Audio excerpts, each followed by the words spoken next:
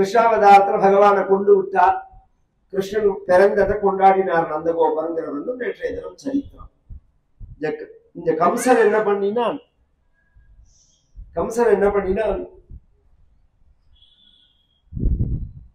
ராத்திரி 12 மணிக்கு தன்னுடைய மந்திரிகள் எல்லாம் அகாசுரன், பகாசுரன், கோஷ்டிகன், சானூரன்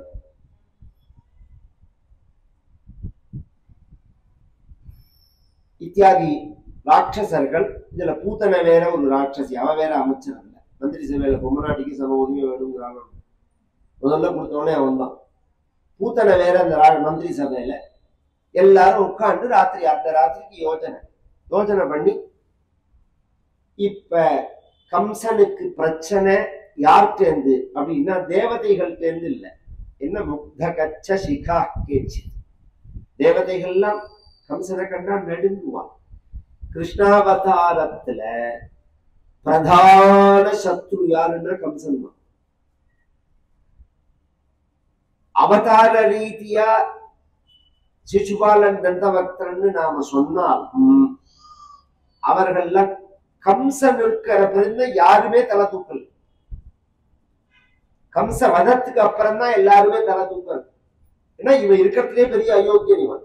நாமே நம்ம எல்லாம் நம்ம நடைமுறை வாழ்க்கையிலேயே தெரியும். பெரிய அயோக்கிய பையன் உயிரோட இருக்கிற பிறகு பாக்கி எல்லாரும் பேசாம இருப்பான். அவன் தலைக்கு தலா அவன் கத்தலாம் பாருங்க. அது மாதிரி கம்சன் இருக்கிற பிறகு ஒத்த தலையை தூக்கல்ல. அவ்வளவு பெரிய துஷ்டன் அவன். அவனுக்கு மந்திரி சபை தேவதைகள்லாம் அவனை கண்டா பயப்படுவார். ஒன்னும் பிரம்மா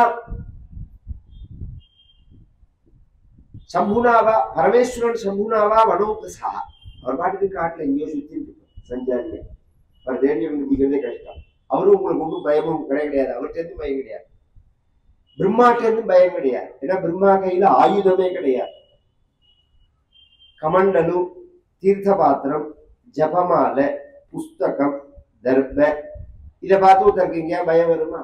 இதை பார்த்து பயம் இல்லாதனால தானே சந்தியில் இருக்கிறோம் நாம. இதை பார்த்து எங்க பயம் வர போறது?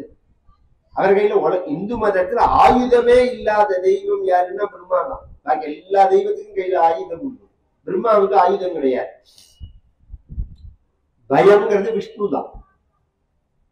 விஷ்ணு வந்து மாயாவினாம் வரா, அவரை நேரடியா அட்டாக் பண்ண முடியாது, யுத்தம் பண்ண முடியாது. விஷ்ணுவுக்கு ஆணி வேறா உள்ளது எத்தனை தர்ம சனாதனா. இந்த சனாதனம்னு சொல்றதுல முதல்ல அந்த சனாதனம்னு கரெக்டா வாயிலேயே வராது அவனுக்கு. சனாதானம்மா, சனாதனம்னு கொஞ்சம் சொல்ல தெரிஞ்சா கூட அதுக்கு என்ன அர்த்தம்டான்னு கேட்டா அதுக்கு பதில் சொல்ல தெரியாது. எத்தையோ உலகம் அவனுக்கு தெரிஞ்சது. அந்த சனாதனம்ங்கிறதுக்கு இங்கதான் அர்த்தம்.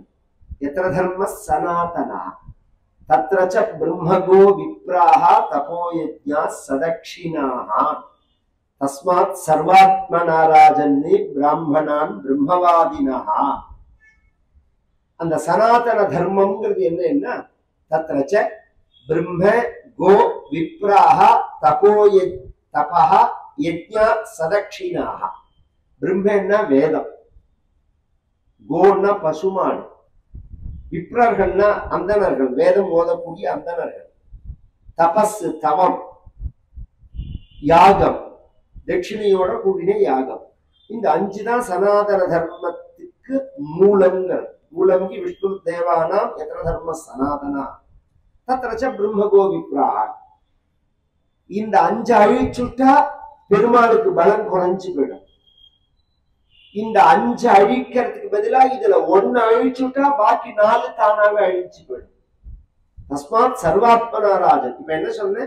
பிரம்ம வேதம், கோ பசுமாடு, விப்ராஹா வேதம் படிச்ச பிராமணர்கள், தவம் யாகம், சோமயாகாதி யாகம்னு சுதர்சனோகம் நினைச்சுக்க வேண்டாம். சோமயாகாதி யாகங்கள், ஸ்ரௌத உத்தமான யாகங்கள். இந்த 5 தான். ஏன்னா யஜ்ஞோவை விஷ்ணு அப்படின்னு சாஸ்திரம். இந்த 5 தான் பெருமாளுக்கு பலங்கள். அதனால தானே ஸ்ரீரங்கம், காஞ்சிபுரம் எது சாஸ்திரப்படி உயர்ந்த திவ்ய தேசம்? நீங்க சொல்றேன் நான் ஸ்ரீரங்கம்லாம் கிடையாது, காஞ்சிபுரம் தான் உயர்ந்தது. காஞ்சிபுரம் தான் உயர்ந்த தேசம். தேவராஜ பெருமாள் தான் உயர்ந்தவன். ஆனா பிரசித்தியில ஸ்ரீரங்கம் பிரசித்தி ஆயிடுத்தே தவிர நம்ம சாஸ்திரப்படி எடுத்துட்டா காஞ்சிபுரம் தான். ஏன்? யஜ்ஞ யாக குண்டத்திலிருந்து வந்தவர் இருக்கிறான். பிரம்மா 3 இடத்துல யாகம் பண்ணினார். புஷ்கர்னு ஒரு இடத்துல யாகம் பண்ணினார், நைமிஷாரண்யம்னு ஒரு இடத்துல யாகம் பண்ணினார், காஞ்சிபுரம்னு ஒரு இடத்துல யாகம் பண்ணினார்.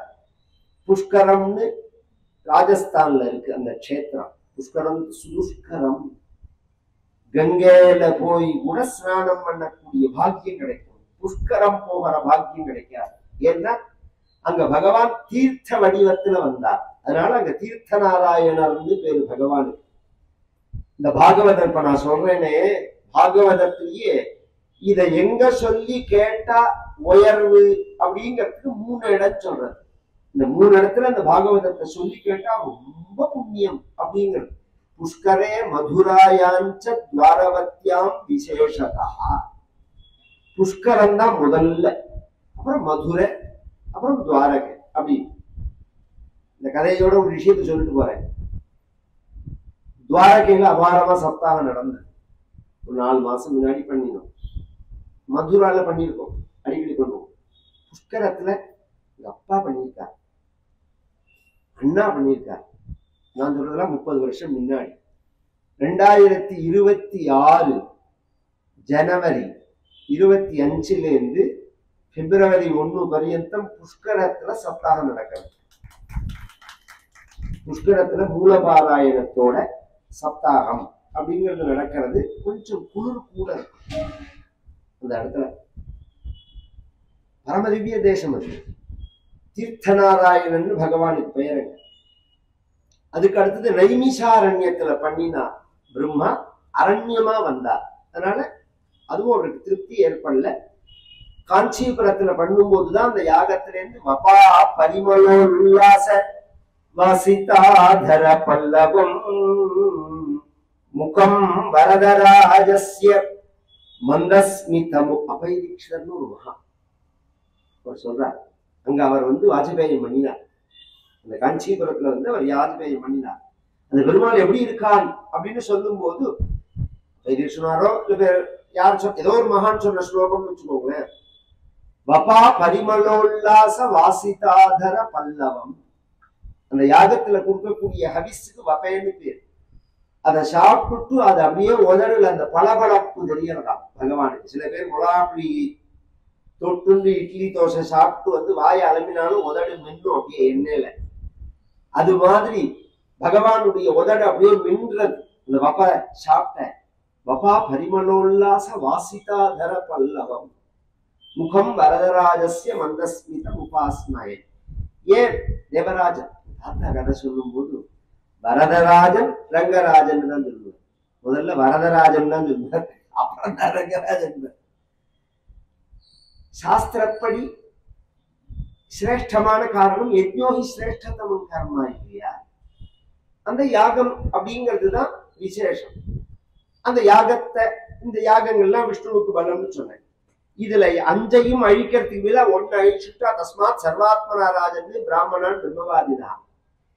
இதுல வேதத்தை தேடி அழிக்க வேண்டாம், பசுவை தேடி அழிக்க வேண்டாம், தபஸை தேடி அழிக்க வேண்டாம், யாகத்தை தேடி அழிக்க வேண்டாம்.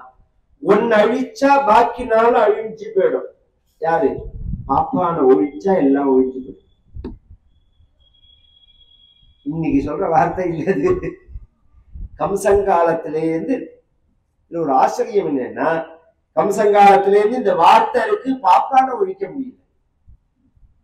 ஆனா சொன்னவன்லாம் ஒழிஞ்சு போயிட்டான். அதான் விஷயம். எவன்லாம் இதை சொன்னானோ அவன்லாம் ஒழிஞ்சு போயிட்டான். நான் கூட நினைப்பேன் இந்த வார்த்தை அப்படியே மிச்சம் இருக்கேன்னு. கம்ச பரம்பரையில வரவன் எல்லாம் ஐஷுக்காக தான் இருக்கு இந்த வார்த்தை. இதுல என்ன ஒரு பைத்தியகார்த்தனம்னு சொல்றேன். இன்னைக்கு பிரச்சாரம் நடக்கிறதே மத சார்பின்மை, மத நல்லிணக்கம், மத ஒற்றுமை அப்படின்னு சொல்ற திருட்டு பசங்க அத்தனை பேரும் புரி வைக்கிறது ஹிந்து மதத்தை தான். நீ குற்றம்னு சொல்றது ஹிந்து மதத்துலதான். நீ சொல்ற உன் மதத்துல எத்தனை இருக்குன்னு எடுத்து புஸ்தகம் போட்டிருக்காரு ஒருத்தர் திருநெல்வேலியில. மற்ற மதங்கள்ல உள்ள நூல்கள்ல எத்தனை விதமான கொடுஞ்செயல்களை செய்யி, உன் பொண்டாட்டியோட நீ உறவு வச்சுக்கோ, உன் பொண்ணோட உறவு வச்சுக்கோ, உன் சொன்னத்தை கேட்காதவால, நீ சொல்ற தெய்வத்தை வணங்காதவால அங்கேயே வெட்டி கொள்ளுங்கிற வார்த்தையெல்லாம் இருக்கு. எடுத்து காமிக்கணுமானா? எடுத்து காமிச்சா நாளைக்கு டிபேட்ல பேசுறதுக்கு துப்பு உண்டா இவனுக்காவது? என்ன பிடிச்சுதான் சிறையில போடுவான். இது பாருங்க, அடிக்க வந்தவனை காப்பாத்திக்கும் நினைச்சவனுக்கு போடுறான் பாருங்க. அது மாதிரிதான் நடக்குமே தவிர உண்மை இருக்காதங்க. ஏன் சொல்றேன்னா, ஹிந்து மதத்துல ஒரு இடத்துல உலகத்திலேயே என் மதத்துக்கு வாழ்ந்து கூப்பிடாத ஒரே மதம் ஹிந்து மதம் தான். மதமாற்றம் செய்யாத ஒரே மதம் ஹிந்து மதம் தான். பாக்கி எல்லா மதத்திலையும் மதமாற்றம் உண்டு. இந்து மதத்துல மதமாற்றமே கிடையாது. நீ எப்படி இருக்கியோ அப்படியே அது, எங்கிட்ட வரணுங்கிற அவசியமே கிடையாது. என்ன தொந்தரவு பண்ணாம இருக்கும். ஏன்னா எங்களோடது சத்தியம். இந்து மதத்துக்கு ஒரு சக்தி சொல்லட்டுமானா, அபரிமிதமான சக்தியை சொல்லட்டுமா? இந்த மதத்திலேருந்து பிரிஞ்சு ஒரு மதம் போச்சுன்னா போறதே அனுமதிக்கும். கொஞ்ச நாள்ல அந்த மதத்தை உள்ள இழுத்துடும். எப்படின்னு சொல்றேன். உலகத்துல உள்ள மதங்கள்லாம் இதுல இருந்து வந்ததுதான். இதுல எதை நீ வெறுத்தையோ, உருவ வழிபாடு, ஏற்றத்தாழ்வு. ஏற்றத்தாழ்வு கிடையாது நீ சொல்ற. எங்க மதத்துல ஏற்றத்தாழ்வு எல்லாம் கிடையாது. பிரிவு உண்டு, ஏற்றத்தாழ்வு கிடையாது. பிரிவு உலகத்துல எல்லா மதத்திலையும் உண்டு, ஏற்றத்தாழ்வுகளும் எல்லா மதத்திலையும் உண்டு. அதெல்லாம் விஷயம் வேற. அதையும் தாண்டி இந்த மாதிரி உருவ வழிபாடு அப்படிங்கறதெல்லாம் தப்பு அப்படின்னு சொல்லிட்டு, அதே தேர், அதே துவஜாரோகணம், அதே துவஜஸ்தம்பம், அதே கொடி, அதே சாம்பிராணி, அதே பூஜை, அதே புஷ்பம், அதே சந்தனம், அதே புடலங்கா, அதே என்ன பேச்சு? இந்த மதம் உனக்கு பிடிக்கலன்னா இதுல என்ன இருக்கோ எதையும் நீ செய்யக்கூடாது. அப்படி ஒரு நாள் இருக்க முடியுமா? முடியவே முடியாது. ஏன்னா இந்த மதத்துல இருக்கிற இதுல மாலை இப்ப புதுசா வேற ஆரம்பிச்சிருக்கு. சபரிமலைக்கு மாலை போட்டுக்கிற மாதிரி அதுக்கு மாலை போட்டுக்கிறது, விரதம் இருக்கிறது. ஏன்னா அந்த ஜனங்களுக்கு நீ தீனி போட முடியாது. நானா ரூபமான ஜனங்கள், நானா ரசனையோட உள்ள ஜனங்கள், யதா அதிகாரம் யதா ருச்சி அப்படின்னு சாஸ்திரம். அதனால அந்த ஜனங்களுக்கெல்லாம் அந்த சாப்பாடுன்னா அர்த்தம் வெறும் சாப்பாடு இல்லை. அவரவர்களுடைய விருப்பத்துக்கு தகுந்த மாதிரி வழிபாட்டு முறை உள்ளது இந்து மதம் தான். மற்ற மதத்துல போனா ஒரு வழிபாடு, ஒரு தெய்வம், ஒரு அடையாளம், ஒரு புஸ்தகம், இப்படிதான் கம்பல் பண்றது மற்ற மதங்கள்லாம். இது அப்படியே கிடையாது. நீ எப்படி வேணாலும் இருக்கலாம் அப்படிங்கிறது நம்ம மதம் தான். நீ எப்படி வேணாலும் வழிபடலாம். பத்திரம் புஷ்பம் பலந்தோயம் யோமே பக்தியா பிரயச்சதி ததகம் பக்தி பகிருதம் அஸ்னாமி பிரயதாத்மனஹ. பகவான் சொல்லலையா, நீ ஒரு இலைய போடு போதும், ஒரு பூவை போடு போதும். கல்லால் ஒருவன் அடிக்க உடல் சிலிர்க்க காலில் செருப்பால் வரும் வேடன் வந்தே உதைக்க வில்லால் ஒருவன் அடிக்க. ஒருத்தன் கல்லால அடிச்சான், அத பூஜைன்னு. கால் செருப்பால ஒருத்தன் மிதிச்சான், அத பூஜைன்னது. வில்லால ஒருத்தன் அடிச்சான், அத பூஜைன்னா. கல்லால அடிச்சவனுக்கு சாக்கிய நாயனார்னு பேரு. செருப்பு கால மிதிச்சவனுக்கு கண்ணப்ப நாயனார்னு பேரு. வில்லால அடிச்சவன் அர்ஜுனன் பாசுபதத்துல, பெரம்பால அடிச்சவன் பாண்டியன். நீ எத்தனை எல்லா சரித்திரத்திலையும் இருக்குது. அந்த மதத்துக்கு மட்டும் அந்த ஒரு சக்தி எல்லாம் சொன்னா. அப்புறம் இந்த பூதனை சொன்னா, அம்பா சொன்னால் எங்கேயோ பிறந்து எங்கேயோ வளர்றான்னா, ஒரு குறிப்பிட்ட ஏரியாக்குள்ள பிறந்திருக்கிற ஒரு வயசுக்குள்ள உள்ள குழந்தைகள் எல்லாத்தையும் கொண்டு வருட்டாங்க. எப்படி கொண்டு வரேன்னா, ஸ்தன்யத்துல விஷத்தை கலந்து பால் கொடுக்குற மாதிரி ஏமாத்தி கொண்டு விடுறேன், நான் பாத்துக்கிறேன் அப்படின்னு சொல்லி இவ கிளம்பி வரா. இங்க குழந்தைக்கு மங்கள ஸ்நானம் பண்ணி வச்சு குழந்தைய கொண்டு ஒரு தொட்டில போடுறா. அந்த தொட்டிலோட அழக வர்ணிக்கிறார் பெரியாழ்வா. மாணிக்கம் கட்டி வைரமிடை கட்டி ஆணி பொன்னால் செய்த வண்ணச்சிறு தொட்டில் பேணி உனக்கு விழுமன் விடுதந்தான் மாணிக்க குரலோனே தாளேலோ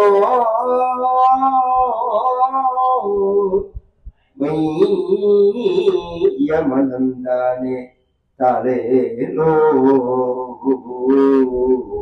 இந்த ஸ்ரீரங்கமா காஞ்சிபுரமானு நான் சொன்னதை ஒண்ணு கான்ட்ரவர்சியா எடுத்துக்காதீங்க, நான் சம்பந்தம் இல்லாத பேசுறேன்னு சொல்ல வேண்டாம். ஆனா ஒண்ணு சொல்லுவேன், இந்த ஸ்ரீரங்கத்தை பிரபலப்படுத்துறதுக்கே காஞ்சிபுரத்துல இருந்து தான் கூட்டிட்டு போனார். ராமானுஜராகட்டும் தேசிகராகட்டும் இவெல்லாம் காஞ்சிபுரத்துல இருந்து போனவாதா. காஞ்சிபுரம்ங்கிறது வரதராஜன் தான், வரதராஜன் தான்.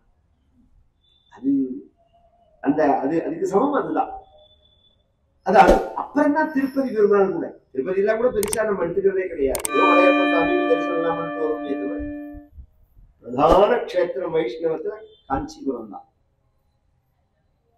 கொட்டிருக்கார் நிகமாந்த மகாதேசிகன் கொட்டிருக்கார். திரும்ப சொல்லுவேன், இந்த வைதீக மதம் இன்னைக்கு ஸ்தாபிச்சிருக்கிறதுக்கு 2 பேர் காரணம். ஒண்ணு ஆதிசங்கரன், இன்னொன்னு தேசிகன். இவா 2 பேர் இல்லைன்னா வைதீகமா மதம் இருக்காது. என்னைக்கோ அழிஞ்சுட்டு எத்தனையோ பேர் மத பிரச்சாரம் பண்ணி தத்துவங்களை ஸ்தாபிக்கிறதுக்கு ஆச்சாரியெல்லாம் நிறைய பேர் வந்திருக்கா. அவாவா ஒவ்வொரு ஸ்டைல்ல பண்ணியிருக்காங்க. வைதீகமா ஸ்தாபிச்சது வேத பிரமாணத்தோட அந்த மதம் இன்னைக்கு ஸ்தாபிக்கப்பட்டு இருக்கிறதுக்கு காரணம் இவா 2 பேர் தான். அப்படி மாணிக்கம் கட்டி வைரமிடை கட்டி ஆணி பொன்னால் செய்த வண்ணச்சிறு தொட்டில் அபாரமான ஒரு வர்ணனை. மாணிக்கம் வைரம் வைடூரியம் சுத்தமான ஆணிப்பொன் அதனால் செய்யப்பட்ட தொட்டில். இத்தனை சுத்தி டெக்கரேஷன் பண்ணிட்டு இந்த கிருஷ்ணனை கொண்டு போட்டா இவன் ப்ளூ ஜாக்கர் வைரம் மாதிரி இருக்கான். அந்த தங்க தொட்டில கொண்டு இவனை போட்டா ப்ளூ ஜாக்கரை பார்த்துருக்கல நீங்க வைரத்துல. நானே நமக்கு எத்தனையோ பேர் சிஷ்யா உண்டானோம். பண்டாரின்னு ஒரு சிஷ்யர், குஜராத்திக்காரர், ராஜஸ்தான்காரர், குஜராத்திக்காரர். ரொம்ப ரொம்ப நல்ல காலமாயிட்டாரு. இப்ப ரொம்ப பிடிக்கும் அவருக்கு. நம்ம ஜெயினா இருந்தாலும் நம்மளுடைய வேதாந்தங்கள்லாம் ரொம்ப பிடிக்கும் அவருக்கு. நிறைய என்கிட்ட பேசுவார். அவர் வைர வியாபாரம். அவ பேசுறதே அப்படின்னா என்னன்னு ஒரு நாளைக்கு கேட்டேன், நீங்க பாக்குறீங்களா சாமி, நான் காமிக்கணுமான்னு. எனக்கு எல்லாமே தெரிஞ்சுக்கணுங்கிற ஆசை உண்டு. உபன்யாசம்ங்கிறதுனால நான் எல்லா வகையான விஷயத்தையும் தெரிஞ்சுக்க ஆசைப்படுவேன். ஒரு நாளைக்கு ஏதோ அந்த பக்கம் போறதே போனேன்.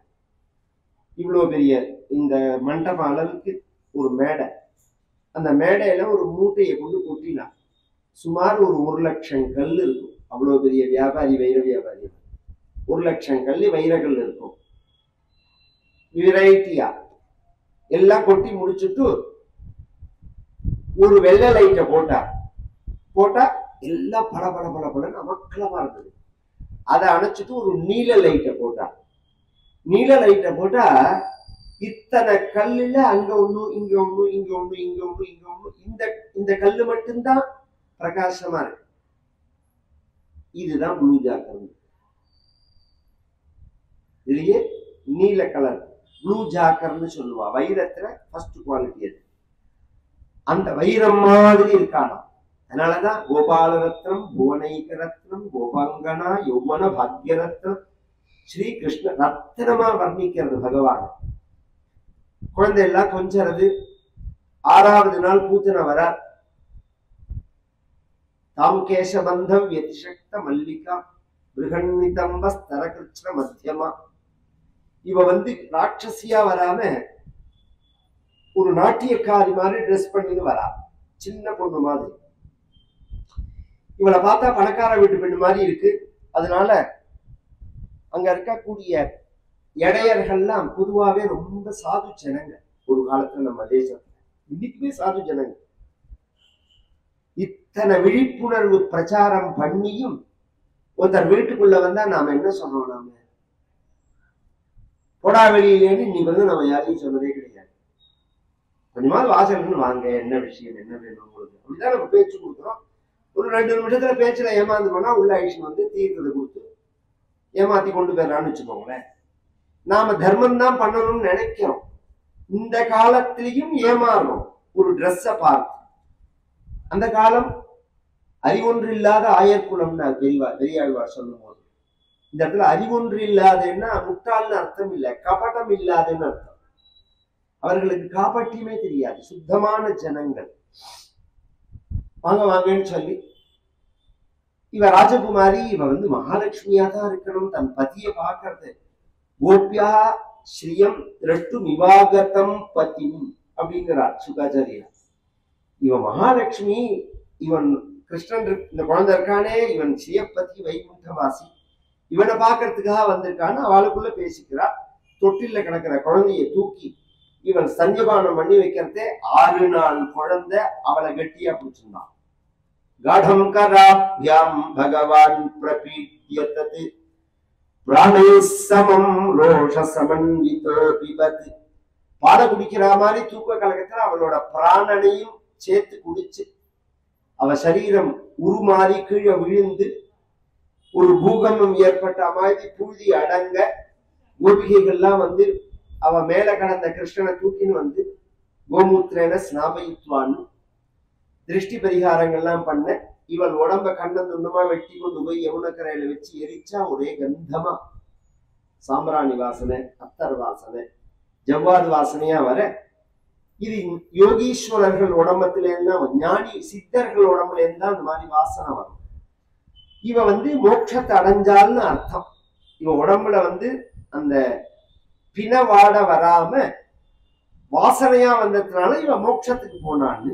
இவ பாபியாச்சே, இவ ராட்சசியாச்சே, இவ பல குழந்தைகளை கொன்னவளாச்சே, இவளுக்கு எப்படி மோட்சம் கிடைச்சதுன்னு பரீட்சை சக்கரவர்த்தி கேட்கிறார்.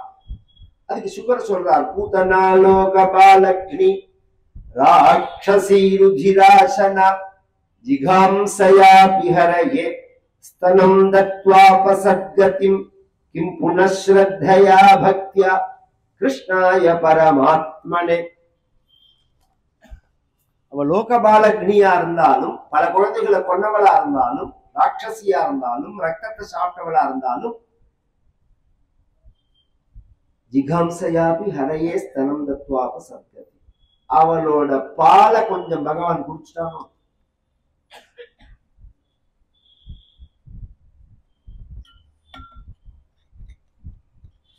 அதனால அவளுக்கு மோட்சம்.